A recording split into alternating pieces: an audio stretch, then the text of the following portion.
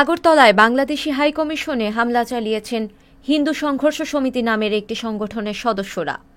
এ সময় বাংলাদেশের জাতীয় পতাকা ছিঁড়ে ফেলা হয়। হাইকমিশন ভবনের সামনে থাকা সাইনবোর্ড ভেঙে আগুন ধরিয়ে দেন তারা।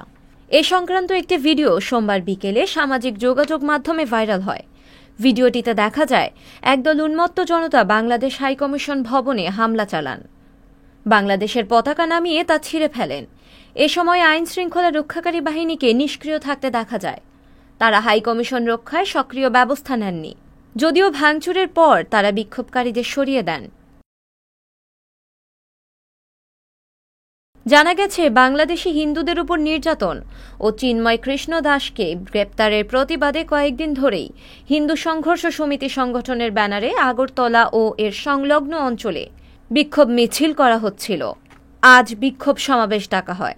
আগরতলার সার্কিট হাউসে অবস্থিত গান্ধী মূর্তির সামনে এই বিক্ষোভ সমাবেশ হয়। পরে বিক্ষোভ সমাবেশ থেকে 6 জনের একটি প্রতিনিধি দল বাংলাদেশ সহকারী হাইকমিশনে গিয়ে স্মারকলিপি দেয়। এরপর হঠাৎই তারা সহকারী হাইকমিশন প্রাঙ্গণে ঢুকে পড়েন।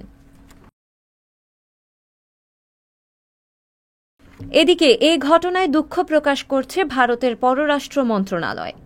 ভারতের পররাষ্ট্র মন্ত্রণালয় বলছে, বাংলাদেশ সহকারী হাইকমিশনের প্রাঙ্গণে ভাঙচুরের ঘটনাটি খুবই দুঃখজনক।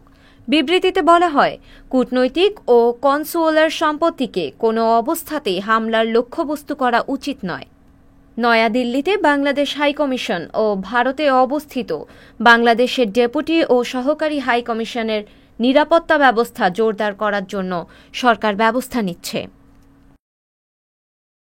সংবাদ, ফিচার ও অনুষ্ঠানের জন্য ভিজিট করুন সংবাদ প্রকাশের ওয়েবসাইট এবং যুক্ত থাকুন ফেসবুক পেজ ও ইউটিউব চ্যানেলের সঙ্গে।